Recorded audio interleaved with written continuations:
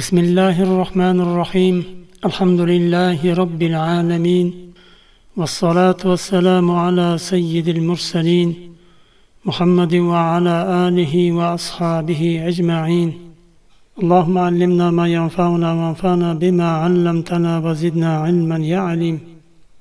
Zulhijja oyining avvalgi 10 kunini fazilatlari haqida gapirib o'tdik va o kunlarda qilinadigan amallarning savobi ko'payishi va o kunlarda qilingan yaxshi amallar Allohga eng sevimli amallar bo'lishi haqida gapirib o'tdik va umumiy boshqa kunlarda ham mu'min inson qilishi kerak bo'lgan yaxshi amallar haqida ham gapirishda davom etyapmiz. Rasululloh sallallohu alayhi vasallamdan sobit bo'lgan Qur'onda va sunnatda juda ham ko'p duolar bor, juda ham ko'p yaxshi amallar bor. Ularni mu'min inson qilishga intilish kerak. Va yana barchamiz uchun zarur bo'lgan duolarni va yaxshi amallar haqida gapirib o'tamiz. Rasululloh sallallohu alayhi vasallam faraj deb bir og'irlikdan yengillik berish, bir insonning boshiga og'irlik kelganda Alloh taolo yengillik beradi. Mana shuni arab tilida faraj deydi. Chiqish yo'li, bir yengillik berishini shunday deyiladi.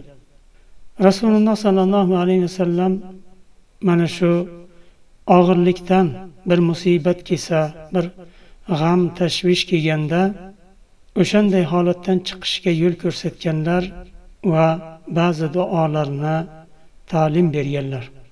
Sahih al-Jami'da kelgan hadisda Rasululloh sallallohu alayhi vasallam shunday o'rgatadilar: La ilaha illallohul halimul karim, la ilaha illallohul aliyyul azim, la ilaha illalloh rabbus samawatis sab' va rabbul arshil azim va rabbul arshil karim. Buni kim o'qisa og'irligi yengillashadi, g'am tashvishlari ketadi. Mana shu narsani Rasululloh sallallohu alayhi vasallam sahobalarga o'rgatganlar. Ya'ni buning ma'nosi Halim va Karim bo'lgan Allohdan boshqa iloh yo'q. Halim jazolashga shoshilmaydigan zotni Halim deydi. Ba'zi insonlar ham Halim bo'ladi. Ibrohim alayhissalom Halim bo'lganlar. Rasululloh sallallohu alayhi vasallam Halim bo'lganlar. Payg'ambarlarning ko'pida bu sifat bir komil ravishda bo'lgan. Halim ya'ni bir jinoyat qilgan, bir xato qilgan kishini jazolashga shoshmaslik. Ya'ni balki tavba qilar, balki bilmay qildi, balki afsus qilar degan nima bilan keyinga qoldirish, shoshmaslik uni jazolashga. Halim va Karim bo'lgan Allohdan boshqa iloh yo'q.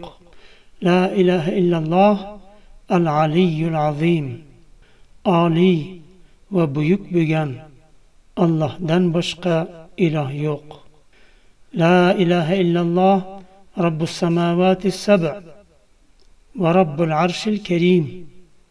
7 osmonni Robbisi bo'lgan va arshni Robbisi Karim bo'lgan Allohdan boshqa iloh yo'qdir degan ma'noni bildiradi.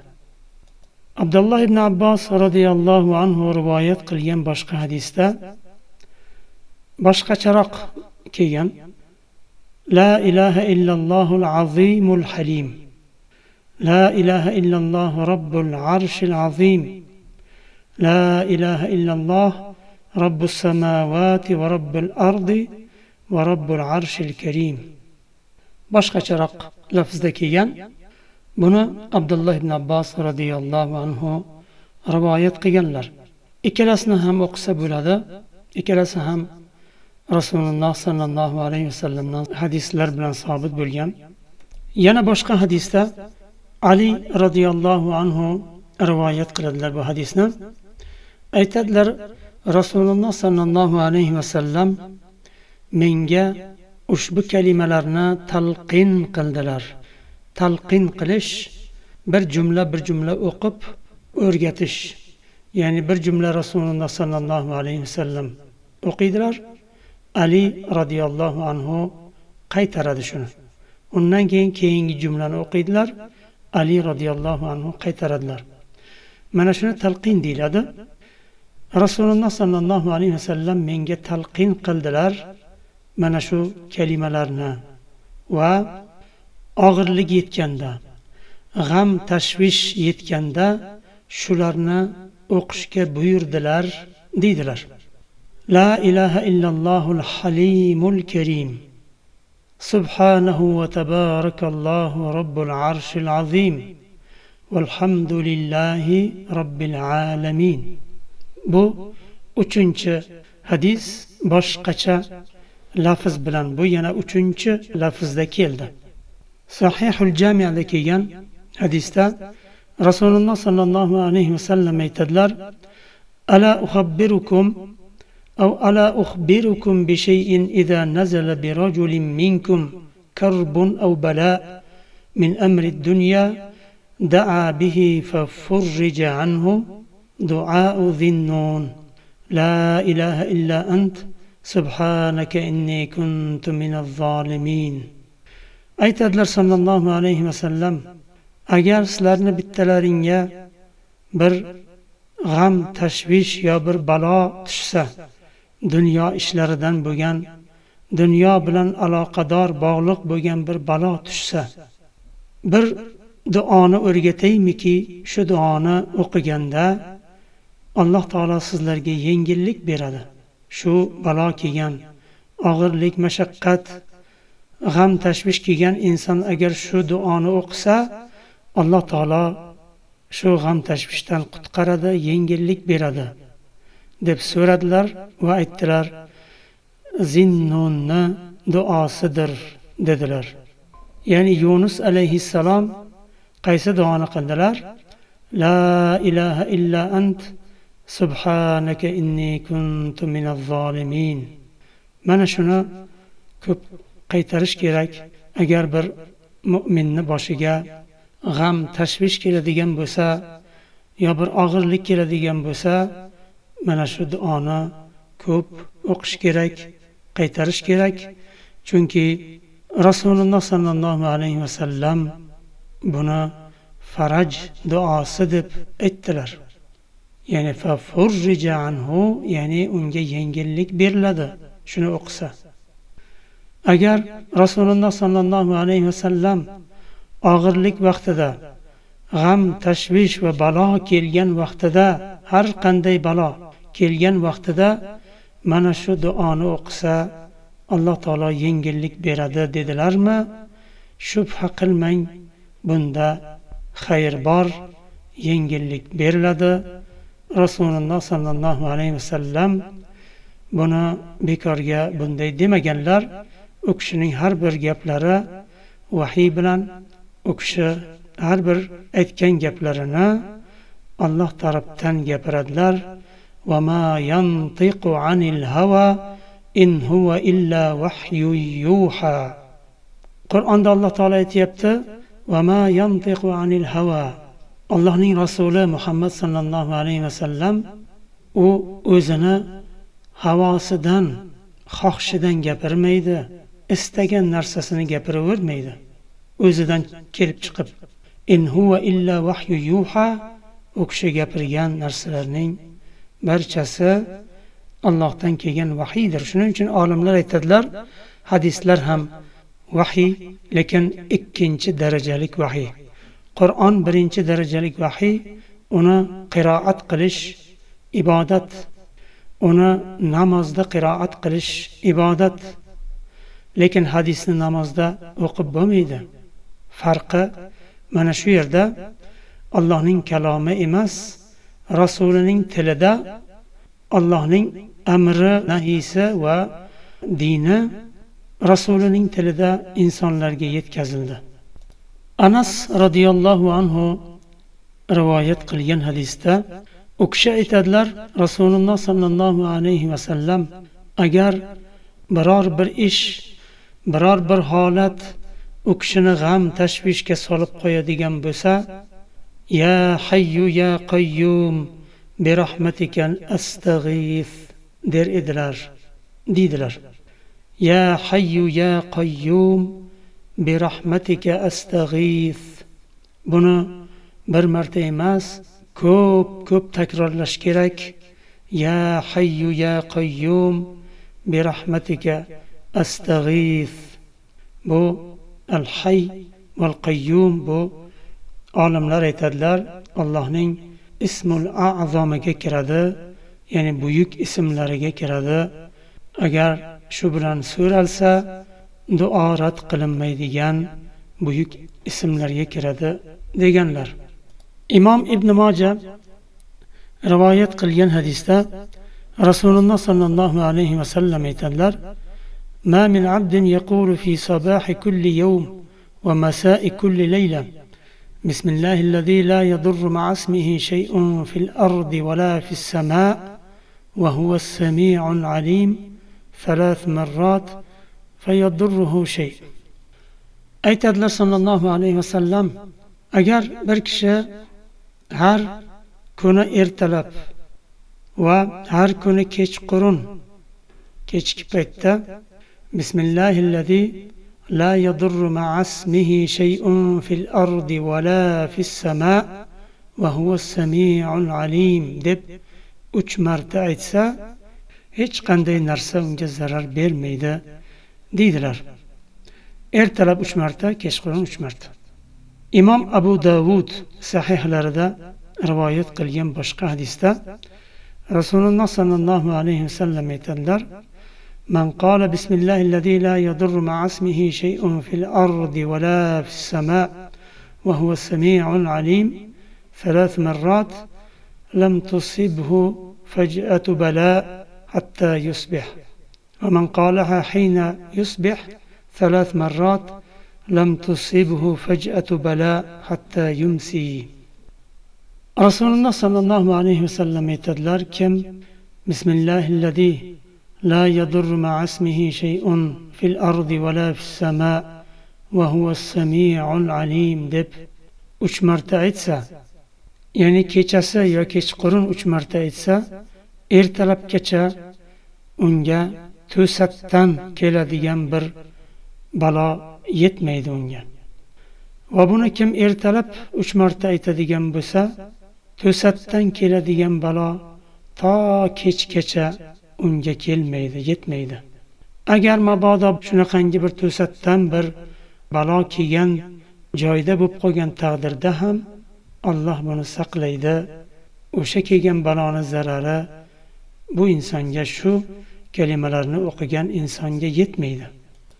Imom Muslim rivoyat qilgan sahihlarida tahrij qilgan hadisda Rasululloh sallallohu alayhi vasallam aytadilar, bu hadisning sababi Osmon ibn Abil As al-Thaqafi radhiyallohu anhu Rasululloh sallallohu alayhi vasallamga kelib, dinga kirganimdan beri jasadimda og'riq topayapman. Dinni qabul qilib islomga kirganlaridan beri jasadlarida qandaydir og'riq paydo bo'lganini aytib shikoyat qiladilar. Shunda Rasululloh sallallohu alayhi vasallam aytadilar: "Da' yadaka 'alallazi ta'allam min jasadik va qul bismillah thalathan va qul 7 marrat a'udhu billahi va qudratihi min sharri ma ajidu va uhadir." Aytadilar, jismingizdan, jasadingizni qayeri og'risa, o'sha yerga qo'lingizni qo'ying. Boshqa hadisda o'ng qo'lingizni qo'ying deb keladi. Bu yerda yadaka qo'lingizni deyilyapti. Qo'lingizni o'sha qayer og'ritsa, masalan kishini beli og'ritdi, yo oshqozoni, yo yuragi, yo boshi, yo tizzasi, qayer bo'lsa ham og'rigan joyga qo'lini qo'yadi va 3 marta bismillah deydi. Ya'ni bismillah, bismillah, bismillah deydi. Va 7 marta a'udhu billahi va qudratihi min sharri ma ajidu va uhazir desa yaxshi bo'lib ketadi inshaalloh. Osmon ibn Abul As al-Thaqafi radhiyallohu anhu aytadilar, men Rasululloh sallallohu alayhi vasallamning aytganlarini qildim va shu duoni o'qidim, bu og'riq mendan yo'qoldi dedilar. Imom Buxoriy va Muslim Oysha radhiyallohu anhodan rivoyat qilgan hadisda Oysha radhiyallohu anha aytadilar, Rasululloh sallallohu alayhi vasallam kasal insonni ziyorat qilganda mana shu quyidagi kalimalarni aytar edilar deydilar. Bismillahi turbatu ardina biriqati ba'dina yushfa saqimuna biizni robbina. Allohning ismi bilan bizni yerimizning tuprog'i va ba'zilarimizni riqi, ya'ni so'lagi, og'izdagi so'lakni va ba'zi kasallarimiz shifo topadi Robbimizni izni bilan degan ma'noni bildiradi. Ya'ni sallallohu alayhi vasallam barmoqlariga og'izlaridan bunday so'laklarni olardilar. Tillariga masalan barmoqni tekizib olib yerga tegizardilar. Yerdan tuproq qo'lga yopishib qoladi. Undan keyin kasal insonni og'rib turgan yeriga surtadilarda mana shu duoni o'qiydilar. Imom an-Navoiy rahimahulloh aytadilar, hadisning ma'nosi shuki, bir inson agar bu duoni kasal insonga borib o'qishni istasa, sabboba barmog'ini, ko'rsatkich barmog'ini tiliga tekizib qo'lini namlantiradi so'lagi bilan. Ondan keyin yerga tuproqqa tekizadi. U tuproq barmog'iga yopishib qoladi. Undan keyin barmog'iga yopishgan tuproqni kasal insonni qayeri og'riyotgan bo'lsa, o'sha yeriga surtadi-da, mana shu yuqorida o'qilgan kalimalarni, duoni o'qiydi. Ya'ni bismillah turbatu ardina biriqati ba'dina yushfa saqimuna biizni robbina. Biz yuqorida kasalni ziyorat qilishni fazilatlarini, savoblarini aytgandik. Qanchalik Alloh taolo savob beradi, ajr, mukofotlar yozadi. Sahih at-Targ'ibda kelgan hadisda Rasululloh sallallohu alayhi vasallam aytadilar, man aada maridun lam yahdur ajaluhu faqala indahu 7 marrat as'alulloh al-azim rabbal arshil azim an yashfiyak illa afahu Allohu min zalikal marad.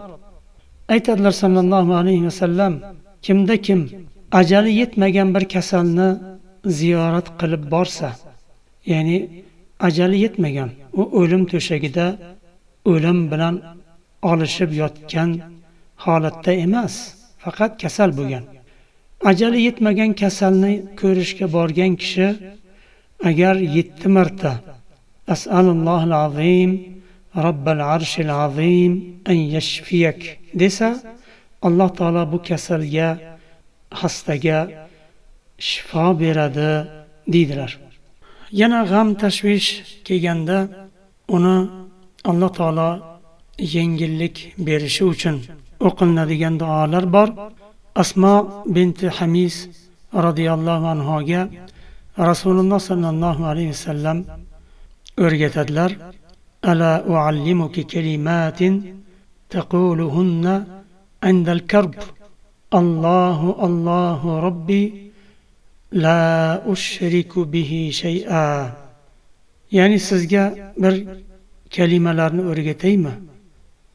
G'am tashvish vaqtida o'qilinadigan kalimalarni o'rgataymi deydilar. Va aytadilar, Allohu Allohu Rabbi. Allohu Allohu Rabbi la ushriku bihi shay'a. Alloh Robbimdir, unga hech bir narsani sherik qilmayman degani bu. Va yana boshqa hadisda boshqa duoni o'rgatganlar. Allohumma rahmataka arju fala takilni ila nafsi tarfata ayn va aslih li sha'ni kullah لا إله إلا أنت. يعني اللهم رحمتك أرجو. أي اللهم سين رحمتك أميت قلما. فلا تكلني إلى نفسي طرفة عين. منا حالمنا o'zimni o'zimga tashlab qo'ymagin. Meni o'zimni o'zimga tashlab qo'ymagin. Ya'ni o'zing meni boshqargin degani bu. O'zing meni ishimni tadbir qilgin. O'zing meni boshqargin. O'zing meni qalbimga yaxshilik solgin. Va aslih li sha'ni kullah. Meni butun sha'nimni, holatimni isloh qilgin. Sendan boshqa iloh yo'q degani bu. Alloh taolo barchamizni dinida sobit qadam qilsin. Alloh taolo toqatimizdan tashqari imtihon bermasin. Allohim o'zi bizga xayrli, ko'zimizni quvonchi bo'ladigan zurriyot bersin. O'zimizni ham haqiqiy bir oilani boshi bo'ladigan darajada bir solih insonlardan qilsin. Qiyomatda barchamizni yuzimizni yorug' qilsin. Bilgan dindan nimani o'rgansak, amal qilishga tavfiq bersin, yordam bersin. Alloh taolo o'zi foydali ilm bersin va ilmga amal qiladiganlardan qilsin. Alloh taolo Qur'on ahlidan qilsin, hofizlardan qilsin, o'zimizni ham, butun zurriyotimizni ham. Va sallallohu va sallama va baraka ala nabiyyina Muhammad va ala alihi va ashabihi ajma'in. سبحانك اللهم وبحمدك وأشهد أن لا إله إلا أنت أستغفرك وأتوب إليك.